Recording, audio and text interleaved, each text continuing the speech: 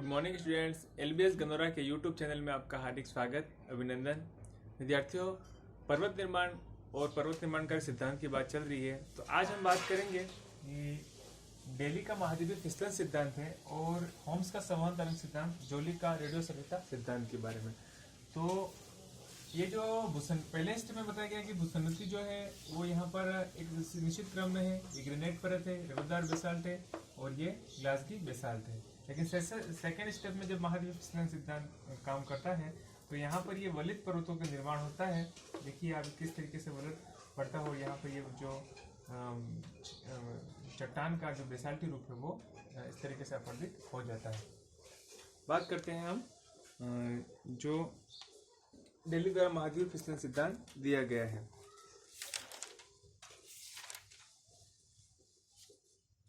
Daily का सिद्धांत महाद्वीपीय भागों के नीचे की ओर फिसलने की गति पर आधारित है। यानी जैसे कि ये फिसला है ना, ये यहाँ पर, तो इसके फिसलने इसका जो आधार है वो महाद्वीपीय प्रवाह के अंदर के अंतर्गत ये जो महाद्वीपीय फिसलन है उसका एक आधार है तथा इसका प्रमुख कारण गुरुत्वाकर्षण का बल रहा है। यानी कि गुरुत्वाकर्षण बल के कारण महाद्वीपीय फिसलन रगड़ होती है। डेली ने स्वयं दावा किया है कि गुरुत्व बल पर आधारित उनका सिद्धांत पर्वतीकरण की समस्याओं को पूर्णतया निराकरण कर सकता है। यानी कि गुरुत्व बल के आधार पर उनका जो सिद्धांत है वो पर्वतीकरण की समस्याओं का पूर्णतया निराकरण कर सकता है। पृथ्वी की उत्पत्ति के बाद शीघ्र ही मौलिक तरल पृथ्वी के ऊपर एक पपड़ी का निर्माण हो गया, जिसे उन्होंने आद्य पपड़ी प्राइमेटिव क्रस्ट बताया। भूमध्य रेखा तथा ध्रुवों के पास कठोर स्थलखंड थे, जिन्हें डेली ने भूमध्य रेखीय तथा ध्रुवीय गुंबद बताया है। इन स्थलीय गुंबदों के मध्य जलीय भाग थे, जो मध्य अक्षांशीय खाई तथा आद्य प्रशांत सागर के रूप में थे। इन जलीय भागों के नीचे आद्य पपड़ी का विस्तार था। ऊपरी पपड़ी ग्रेनाइट का घनत्व अधस्तर यानी कि सबस्ट्रम की अपेक्षा अधिक था। अब स्थलीय गुंबद जलीय भाग से ऊपर उठे थे तथा उनका झुकाव मध्य अक्षांशीय खाई और प्रशांत महासागर की ओर था। ये जलीय भाग प्रारंभिक भूसन्नति के रूप में थे। अब समीपवर्ती स्थलीय गुंबदों के अपरदन से प्राप्त मलबा का इन भूसन्नतियों में जमा होने लगा। परिणाम स्वरूप सागरीय भूसन्नति तली पर जल तथा मलबा के भार के कारण दबाव बढ़ने लगा, जिस कारण सागर की तली में घसाव होने लगा। देखिए किस तरीके से सागर की तली में यह घसाव होता है और यहाँ वलित पर्वतों की उत्पत्ति होती है। सागरीय तली में घसाव होने लगा और मलबा के भार के कारण दबाव बढ़ने लगा, जिस कारण सागरीय तली में घसाव होने लगा। सागरीय तली पर दबाव तथा उसके धसाव के कारण स्थलीय गुंबदों की ओर पार्थिव दबाव का सूत्रपात हुआ, जिस कारण यह स्थलीय भाग चौड़े गुंबद के रूप में परिवर्तित हो गए। गुरुत्व बल, सागरीय जल तथा तलछटीय भार के कारण जैसे जैसे सागरीय तली का नीचे के ओर धसाव होता गया, वैसे वैसे दबाव के कारण गुंबद के आकार में विस्तार हो गया तथा ऊंचाई बढ़ती गई। इस कारण ऊपर से भार हल्का होने के कारण गुंबद का अवसाद फैलने लगा। परिणाम स्वरूप उसके भार में कमी आने लगी। इस कमी को पूर्ण करने के लिए पृथ्वी के आंतरिक भाग से गुंबदों के नीचे की ओर अवसाद का बहाव प्रारंभ हो गया। इस क्रिया के कारण गुंबद के अंदर भारी पदार्थों का संचयन होता रहा तथा अधिक पदार्थ एकत्रित होता गया। उपयुक्त क्रिया की पुनरावृत्ति के कारण गुंबदीय भाग में निरंतर वृद्धि होती गई। गुंबद के मध्यवर्ती भाग की अपेक्षा उसके किनारे वाले भाग में वृद्धि तथा विकास अधिक होता है, जिस कारण दबाव का आविर्भाव होते हैं, जिसका असर सागरीय तली वाली पपड़ी पर पड़ता है। जब यह तनाव तली की सहन शक्ति से अधिक हो जाता है तो तली की पपड़ी में फटन तथा पुटन प्रारंभ हो जाती है। परिणाम स्वरूप गुंबद का आश्रय आधार हट जाता है और गुंबद बड़े बड़े खंडों में टूटकर भूसन्नति का फिसलने लगता है, जिस कारण भूसन्नति पर दबाव पड़ता है। फलस्वरूप भूसन्नति का मलबा वलित होकर पर्वत में बदल जाता है। इस तरह महाद्वीपीय भागों की जितनी अधिक फिसलन होगी, भूसन्नति में मलबा का संपीड़न उतना ही अधिक होगा। यानी कि महाद्वीपीय भागों में जितनी अधिक फिसलन होगी, जितना ज्यादा फिसलन होगा उतना ही भूसन्नति के मलबा का संपीड़न उतना ही अधिक होगा और उतने ही ऊंचे तथा विस्तृत पर्वतों का निर्माण होगा। भूसन्नति की तली का टूटा भाग नीचे जाकर अधस्तर में डूब जाता है तथा वहां अधिक तापमान के कारण पिघल जाता है, जिससे उसके आयतन में विस्तार होता है। परिणाम स्वरूप पर्वत में पुनः उत्थान होने लगता है। स्मरणीय है कि भूसन्नति की तली तो नीचे डूब जाती है, परंतु भूसन्नति का तलछट नहीं डूबता है, क्योंकि उसका भार हल्का होता है, ऐसा डेली ने माना है। डेली के सिद्धांत के आधार पर वर्तमान पर्वतों के वितरण की सुस्पष्ट व्याख्या हो जाती है। पश्चिम से पूर्व फैले आल्प्स हिमालय श्रृंखला का निर्माण महाद्वीपीय भाग के मध्य अक्षांशीय खाई की ओर फिसलने से हुआ है। उत्तर से दक्षिण दिशा में फैले हुए रॉकीज तथा एंडीज पर्वतों की उत्पत्ति महाद्वीपीय भाग के प्रशांत महासागर की ओर फिसलने के कारण हुआ है। अब उत्तर से दक्षिण दिशा में फैले रॉकीज जो एंडीज हैं, उन पर्वतों की उत्पत्ति महाद्वीपीय भाग के प्रशांत महासागर की ओर फिसलने के कारण हुई। यानी कि महाद्वीपीय भाग, जैसे कि मैं बताता आपको,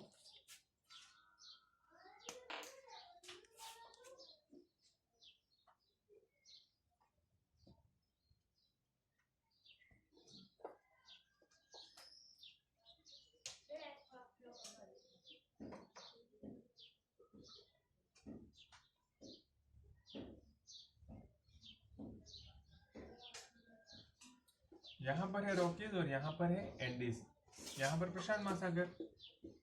तो प्रशांत महासागर और अमेरिकन प्लेट के फिसलने से रॉकीज और एंडीज की उत्पत्ति हुई, ऐसा डेली महोदय ने बताया है। कि महाद्वीपीय फिसलन जब होगा तो वहां पर पर्वतों की उत्पत्ति निश्चित रूप से कहीं न कहीं होती है।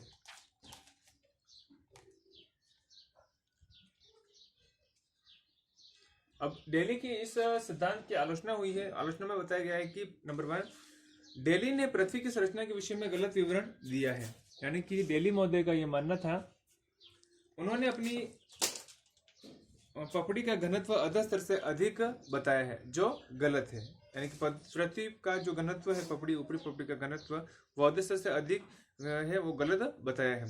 नंबर 2, डेली का सिद्धांत उनके द्वारा कल्पित तथ्यों पर आधारित है, इसके लिए डेली प्रमाण प्रस्तुत नहीं करते। नंबर 3, डेली ने भूसन्नति के विषय में गलत विवरण दिया है। साधारण रूप से भूसन्नति लंबे संकरे तथा अपेक्षाकृत उथले जलीय भाग होती है, परंतु डेली ने सागरों की भूसन्नति का रूप दिया है। नंबर 4, इन्होंने पर्वत निर्माण की प्रक्रिया के विषय में भी गलत धारणाओं को जन्म दिया है। यह सिद्धांत महासागरों के विस्तार तथा गहराइयों तथा उनमें जमा होने वाले पदार्थों का विचार नहीं करता, वरन प्रत्येक महासागर से पर्वत निर्माण की आशा करता है। इस आधार पर वर्तमान सागरों से भी पर्वत निर्माण की आशा की जा सकती है, परंतु यह संभव नहीं है, क्योंकि यदि दोनों अमेरिका का सागर तल के बराबर अपरदन हो जाए तो भी अटलांटिक महासागर भर नहीं सकता। नंबर 5, यह सिद्धांत जल तथा थल के ऐसे वितरण में विश्वास करता है जो सिद्धांत के उद्देश्य पूर्ति कर सके। नंबर 4, हम बात करते हैं होम्स का संवहन तरंग सिद्धांत। तो होम्स महोदय ने संवहन तरंग के माध्यम से किस तरीके से पर्वत एवं पर्वत निर्माण का सिद्धांत प्रस्तुत किया है। तो होम्स महोदय का मानना है, आर्थर होम्स ने अपने संवहन तरंग का प्रतिपादन 1928-29 में भूपटल की आकृति की उत्पत्ति की समस्या के निराकरण के लिए किया। उन्होंने पृथ्वी की आंतरिक संरचना को 2 मंडलों में विभक्त किया। ऊपरी मंडल को क्रस्ट और निचले मंडल को अधस्तर सबस्ट्रम नाम दिया। अब क्रस्ट की रचना सियाल तथा अधस्तर की रचना सीमा से हुई है। सियाल महासागरों के नीचे नहीं पाई जाती।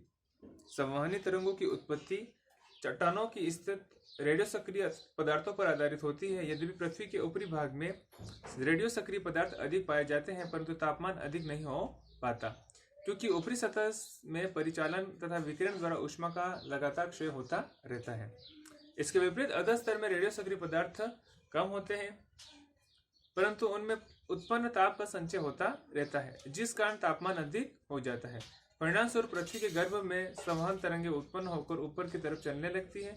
अब पृथ्वी की पपड़ी के नीचे पहुंचने पर इनकी 2 स्थितियां होती हैं। जिस स्थान पर 2 संवहन तरंगें अलग अलग होकर एक दूसरे की विपरीत दिशा में प्रवाहित होती है, वहां पर फैलाव, अपसरण, डायवर्जन होने के से तनाव की शक्ति पैदा हो जाती है, जिस कारण स्थल भाग 2 खंडों में विभक्त होकर विपरीत दिशा में हट जाते हैं और बीच वाले खुले भाग में सागर का निर्माण हो जाता है। इस तरह महाद्वीपों में प्रवाह होता है।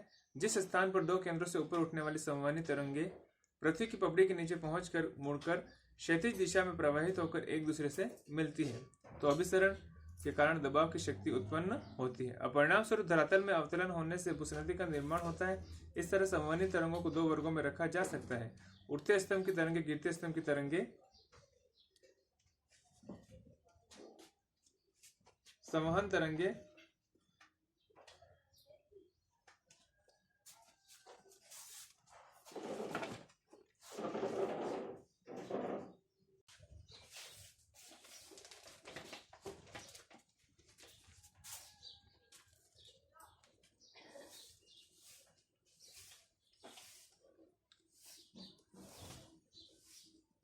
महाद्वीपों तथा महासागरों दोनों के नीचे संवहन तरंगों की उत्पत्ति होती है, परंतु महाद्वीपों के नीचे से उठने वाले संवहनी तरंगे अधिक वेगवती होती है, क्योंकि महाद्वीपीय चट्टानों में रेडियो सक्रिय पदार्थ अधिक मिलते हैं। संवहन तरंगों की उत्पत्ति कई केंद्रों में होती है तथा ये उत्पत्ति केंद्र बदलते रहते हैं। महाद्वीपों तथा महासागरों के नीचे से उठने वाली आरोही संवहन तरंगे जब जलमग्न तट के नीचे मिलकर नीचे मुड़ती हैं तो संपीड़न के कारण इस भाग का अवतरण होता है तथा भूसन्नति का निर्माण होता है। इस तरह भूसन्नति की स्थिति गिरते स्तंभ के ऊपर का अवरोही तरंगों के ऊपर होती है। अवरोही तरंगे महाद्वीपों तथा महासागरीय तली के नीचे से कुछ भागों को उच्च तापमान के कारण पिघलाकर उन्हें भूसन्नति में जमा करने लगती है। इस तरह महाद्वीपीय परत पतली होने लगती है। लगातार संपीड़न तथा तलचट्टी निक्षेप के कारण भूसन्नति में क्रमशः निरंतर धसाव होता रहता है। संवहनी तरंगों की क्रिया चक्रीय होती है। इसी के दौरान भूसन्नति का निर्माण, पर्वत की उत्पत्ति तथा उसका उत्थान होता है। इस दौरान संवहनी तरंगों की 3 अवस्थाएं होती हैं: प्रथम अवस्था, द्वितीय अवस्था और तृतीय अवस्था। प्रथम अवस्था, इस अवस्था का समय सबसे लंबा होता है, जिसके अंतर्गत 2 केंद्रों से आने वाली संवहनी तरंगे मिलकर जलमग्न तटों के नीचे भूसन्नति का निर्माण करती है। इस अवस्था में तरंगे क्रमशः वेगवती होती है। भूसन्नति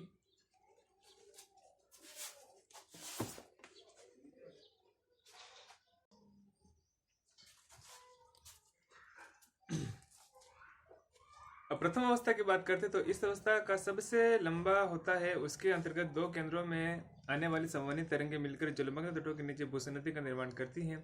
इस अवस्था में तरंग क्रमशः वेगवती होती है। भूसन्नति में तलचट्टी जमा होता रहता है तथा भूसन्नति की तली निरंतर धंसती जाती है। इस तरह पदार्थों का जब नीचे की ओर अधिक गहराई तक अवतलन होता है तो ऊपर से दबाव एवं पृथ्वी के आंतरिक ताप के कारण ये पदार्थ तप्त होने लगते हैं। फलस्वरूप उनका घनत्व बढ़ता है तथा पुनः धसाव होता है। इस तरह कुछ ताप रूपांतर के समय खर्च हो जाता है, जिससे ताप का अधिक संचय नहीं हो पाता है। नंबर 2, तृतीय अवस्था। संवहनी तरंगों की गति अत्यधिक तीव्र हो जाती है, परंतु यह अवस्था कम समय तक रहती है। इस अवस्था में तरंगों के सर्वाधिक वेगवती होने का एकमात्र कारण गिरते स्तंभ में शीतल पदार्थों का अवतरण तथा उठते स्तंभ में तप्त पदार्थों का प्रवाहित होना है। महाद्वीपों तथा महासागरों की ओर से आने वाली तरंगें तीव्र गति से मिलकर नीचे मुड़ती है, जिससे भूसन्नति के मलबा पर क्षैतिज संपीड़न पड़ता है। फलस्वरूप भूसन्नति का मलबा बिछकर वलित हो जाता है तथा पर्वत निर्माण प्रारंभ हो जाता है। नंबर 3, तृतीय अवस्था। अंतिम अवस्था में संवहनी तरंगे का क्रमशः क्षीण होने लगता है। इसका प्रमुख कारण गिरते स्तंभ में गर्म पदार्थों का अंत तथा उठते स्तंभ में शीतल पदार्थों का उठना है। धीरे धीरे समस्त उठता स्तंभ शीतल हो जाता है, जिस कारण संवहन तरंगों का समापन हो जाता है। उनकी समस्त प्रक्रिया समाप्त हो जाती है। इसके कई परिणाम होते हैं।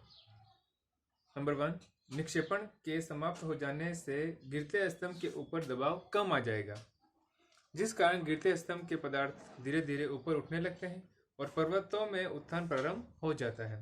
नंबर 2, दबाव के कम हो जाने से भारी पदार्थ जो नीचे दब गए हैं अब ऊपर उठने लगते हैं, जिससे पर्वतों में पुनः उत्थान होने लगता है। इस प्रकार इस सिद्धांत के आधार पर पर्वत निर्माण की अवस्थाओं, भूसन्नति अवस्था, पर्वत निर्माण की अवस्था तथा विकास की अवस्था का भली प्रकार स्पष्टीकरण हो जाता है।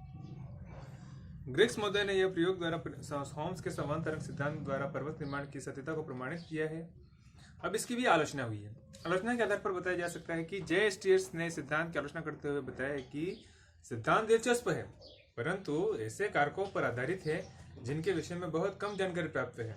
इस सिद्धांत में निम्न दोष पाए जाते हैं। नंबर 1, उठते तथा गिरते स्तंभ की धारणा संदेशपादक है। उठते तथा गिरते स्तंभ की धारणा संदेशपादक है। नंबर 2, संवहन तरंगे पृथ्वी के अंदर ताप प्रवणता तथा रेडियो सक्रिय पदार्थों पर आधारित है, जिनके विषय में जानकारी कम है। नंबर 3, क्रस्ट के नीचे संवहन तरंगों का क्षैतिज प्रवाह भी एक संदेशपादक तथ्य है।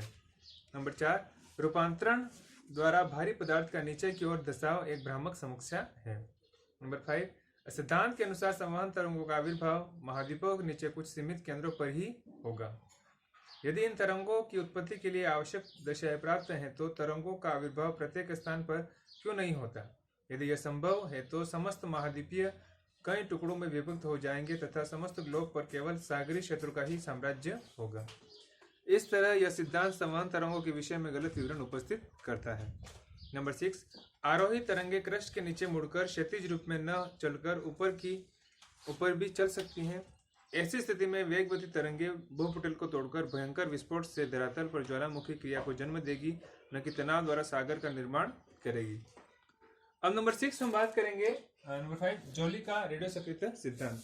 तो जो जोली का जो रेडियो सक्रिय सिद्धांत है, उस सिद्धांत के आधार पर बताया कि पर्वत और पर्वतों का निर्माण किस तरीके से हुआ है। जोली ने अपने सिद्धांत का प्रतिपादन 1925 में किया। इस सिद्धांत का रेडियो एक्टिव सिद्धांत, तापीय चक्र सिद्धांत तथा पृथ्वी के धरातल का इतिहास आदि नामों से माना जाता है। जोली ने अपने पहले पृथ्वी की आंतरिक संरचना का उल्लेख किया। महाद्वीपीय भाग हल्के पदार्थ सियाल के बने, जिनका घनत्व 2.67 है। महासागरों की तली का निर्माण भारी पदार्थों सीमा से हुआ है, इसका घनत्व 3 है। इस तरह क्रस्ट सियाल तथा अधस्तर सबस्ट्रम सीमा का बना है। सियाल का विस्तार महासागरों की तली के नीचे प्राय नहीं पाया जाता। अब पृथ्वी की चट्टानों में रेडियो सक्रिय पदार्थ पाए जाते हैं, जिनके विघटन तथा वियोजन से ऊष्मा नियमित रूप से निकलती है। इन पदार्थों का वितरण समान नहीं है। महाद्वीपीय भागों में रेडियो सक्रिय पदार्थ अधिक पाए जाते हैं तथा महासागरों की तली के नीचे अधस्तर इनकी कमी है। महाद्वीपों के ऊपरी भाग सियाल के विकिरण द्वारा ताप ह्रास होता है, अतः रेडियो सक्रिय पदार्थों से उत्पन्न ऊष्मा के होते हुए भी उनका संचय नहीं हो पाता है। जोली ने गणितीय परिकलन के आधार पर बताया है कि सियाल परत के निचले भाग में तापमान 1050 डिग्री सेंटीग्रेड है। सीमा अधस्तर से सियाल में ऊष्मा का चालन ट्रांसफर नहीं हो पाता। इसी आधार पर अधस्तर के सीमा के ऊपरी भाग का तापमान भी 1050 डिग्री सेंटीग्रेड होना चाहिए। महासागरों की तली के नीचे स्थित सीमा के ऊपरी भाग से ऊष्मा का परिचालन कंडक्शन द्वारा सागरीय जल में ह्रास हो जाता है, परंतु सीमा में गहराई पर जाने पर ऊष्मा का संचयन होता है, जिस कारण ताप प्रवणता बढ़ती जाती है। इस भाग में रेडियो सक्रिय पदार्थों द्वारा उत्पन्न ऊष्मा के कारण तापमान इतना अधिक हो जाता है कि अधस्तर सीमा की बेसाल्ट अपने गलनांक मेल्टिंग पॉइंट पर पहुंच जाती है। सीमा की निचली परत से ऊपरी भाग में ताप का चालन नहीं होता। अब बेसाल्ट का गलनांक 1150 डिग्री सेंटीग्रेड पर होता है, जबकि अधस्तर पर ऊपर बेसाल्ट का वास्तविक तापमान 1050 डिग्री सेंटीग्रेड होता है। यह तापमान जब बढ़कर 1150 डिग्री सेंटीग्रेड हो जाएगा तो बेसाल्ट अपने गलनांक पर आएगी, परंतु यह अब भी ठोस अवस्था में रहकर रहेगी। अब यदि गलन की गुप्त ऊष्मा लेटेंट हीट ऑफ फ्यूजन प्रदान की जाए तो अधस्तर पिघल जाएगा। जोली ने गणितीय परिकलन के आधार पर बताया कि उपयुक्त ऊष्मा की प्राप्ति तथा संचयन के लिए 3.3 से 5.6 करोड़ वर्ष का समय आवश्यक होता है। इस अवधि में जब अधस्तर पिघल जाता है तो पृथ्वी की संरचना में निम्न अवस्थाएं हो जाती हैं। सागरीय अतिक्रमण काल, पीरियड ऑफ ट्रांसग्रेशनल सी। नंबर 1, सर्वप्रथम अधस्तर के पिघलने से सीमा में विस्तार होने से ग्लोब की व्यास में विस्तार होता है। नंबर 2, महाद्वीपीय खंड पृथ्वी के केंद्र के ऊपर उठ जाते हैं। नंबर 3, पिघलने के कारण सीमा का घनत्व कम हो जाता है, जिस कारण सियाल के हल्के भाग उसमें डूबने लगते हैं। नंबर 4, महाद्वीपीय खंड के सीमा में डूबने के कारण अतः महासागरीय जल का महाद्वीपीय किनारे पर अतिक्रमण होने लगता है। इससे जलमग्न महाद्वीपीय भाग पर तलछटीय निक्षेप होने लगता है। इस तरह भूसन्नति का निर्माण होता है। महासागरीय तली में तनाव की स्थिति पैदा हो जाने से फटन तथा दरारों का निर्माण हो जाता है, जिससे महासागरीय द्वीपों का निर्माण होता है। अब सागरीय निवर्तन का काल, पीरियड ऑफ रिग्रेशन सी। अब अधस्तर के पिघल जाने पर महाद्वीपीय भाग उस पर तैरने लगता है तथा ज्वारीय बल के कारण महाद्वीपों में पश्चिम दिशा में प्रवाह होने लगता है। परिणाम स्वरूप अधस्तर का ताप घटने लगता है, जिस कारण अधस्तर जो कि पहले तरल हो गया है अब पुनः ठोस होने लगता है। इस क्रिया के कारण उसका घनत्व बढ़कर पहले जैसा हो जाता है। ग्लोब की परिधि तथा व्यास में जो पहले वृद्धि हो गई है अब कमी होने लगती है, जिस कारण महाद्वीप पुनः पृथ्वी के केंद्र की ओर खींच जाते हैं। महाद्वीप अब ऊपर उठने लगते हैं, जिस कारण तरलावस्था के समय महाद्वीपीय भाग पर व्यास सागर का निवर्तन होने लगता है। सागरीय तली में सर्वाधिक संकुचन होता है। इस तरह दो सिकुड़ते हुए महासागरीय प्लेट तली के बीच महाद्वीपीय भाग के किनारे पर दोनों ओर दबाव पड़ता है, जिस कारण उस पर निक्षेपित तलछट में वलन पड़ जाने से पर्वत का निर्माण होता है। अधस्तर के ठोस होते समय ऊर्ध्वाधर गति होती है, जिस कारण पर्वत ऊपर उठ जाता है। अब इस सिद्धांत की भी आलोचना है। इस सिद्धांत की आलोचना के आधार पर बताया कि जोली के सिद्धांत के विषय में बताया जाता है कि इनका विचार एक सुविस्तृत स्थलाकृति की कहानी है, न कि एक सिद्धांत। इस सिद्धांत में निम्न दोष पाए जाते हैं। नंबर 1, यह सिद्धांत रेडियो सक्रिय पदार्थों के एक ऐसे तथ्य पर आधारित है जिसके विषय में पर्याप्त ज्ञान नहीं है। नंबर 2, इस सिद्धांत के आधार पर दो पर्वत निर्माण कालों के मध्य समान अवधि होनी चाहिए, जबकि वास्तव में ऐसा नहीं होता। नंबर 3, महाद्वीपों के दोनों किनारों पर पर्वत होने चाहिए, परंतु ऐसा सर्वत्र नहीं पाया जाता। नंबर 4, यह सिद्धांत भूसंगति के विषय में भ्रामक विवरण उपस्थित करता है। नंबर 5, गणितीय नियमों के आधार पर जेफरीज ने बताया कि अधः स्तर पर एक बार पिघल को पुनः ठोस नहीं बनाया जा सकता। तो ये कुछ आलोचनाएं हैं। इन आलोचना के आधार पर इस सिद्धांत को हम पूरी तरीके से स्पष्ट नहीं करते। आगे हमारा अगला जो सिद्धांत होगा पर्वत निर्माण के संबंध में प्लेट टेक्टोनिक सिद्धांत, प्लेट सिद्धांत, उसका हम अगली क्लास में निश्चित रूप से अध्ययन करेंगे। विद्यार्थियों, आपने एलबीएस गुंदरा का यूट्यूब चैनल देखा, लाइक किया, सब्सक्राइब किया, इसके लिए आपको बहुत बहुत धन्यवाद। आपका दिन शुभ रहे।